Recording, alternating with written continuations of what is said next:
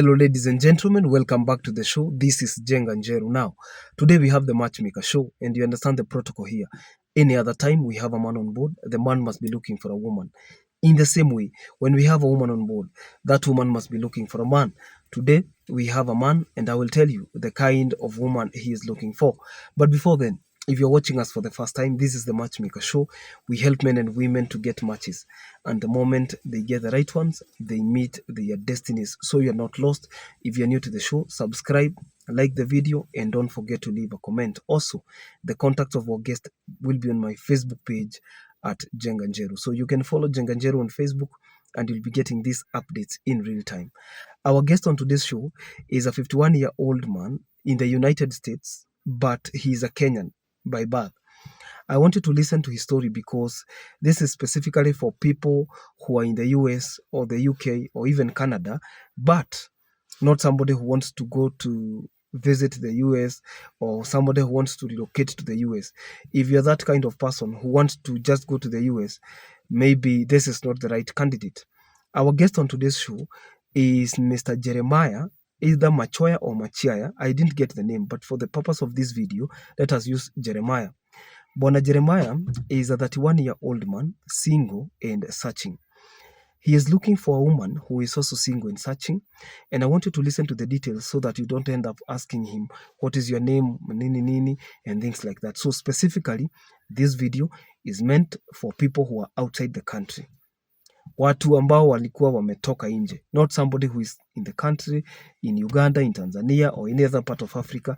He is not taking that. He is not willing. According to him, he said it is good to be point blank, to be upright with information, straightforward, that there is no way he's going to pay for somebody's ticket, somebody's visa, somebody's, I don't know, invitation to go to the US. He's not doing all of those because he doesn't want to do that and then end up feeling like he was duped. He wants somebody who is there so that if the relationship is working, he can monitor.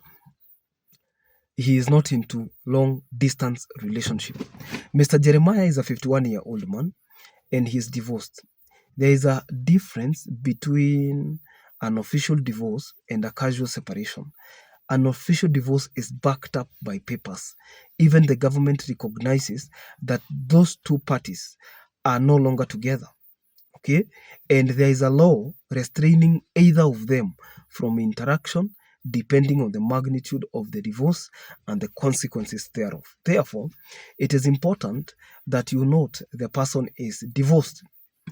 And this person is giving a condition that the woman must be between. It's good to listen to some of these things so that you do not end up feeling ignored once you call him. Because after I post his contact, then you contact him.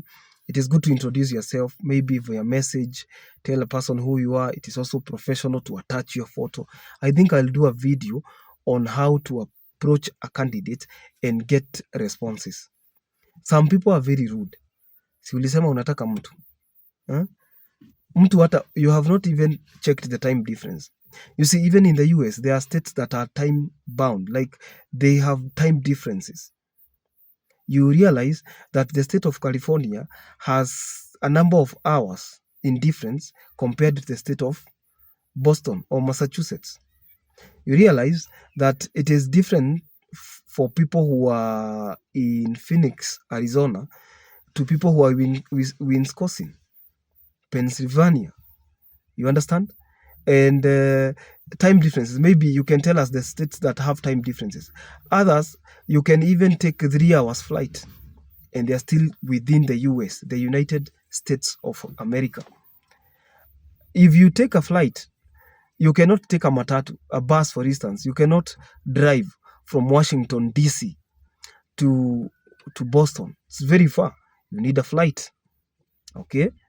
There are even states within the US where you can even fly to Canada easier than you can fly to you can fly to Canada easier.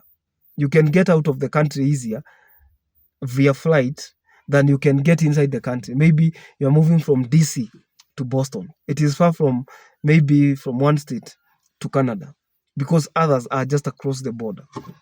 You understand? So he is in Nevada and he is looking for somebody who is serious and he wants somebody who is done with kids, but not, listen carefully, but not beyond the age of 40.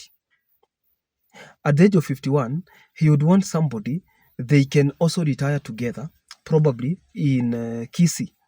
I don't know whether he comes from Kisii or he comes from Nyamira. Those two counties are counties of Kisii County. And maybe he would want somebody who they can come back together.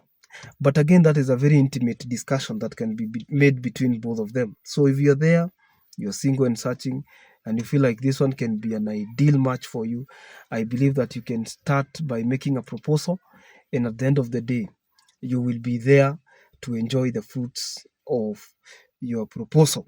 So, Mr. Jeremiah, is it Choya or let me stick with the name Jeremiah. He's in Nevada. He's a truck driver also. Today we had a truck driver by the name Faith, and she's in Uganda. So please get in touch, and probably, who knows, maybe you will be the person he chooses for hand in marriage. And until then, I'll see you in the next video. This is Jenga Njeru. Bye.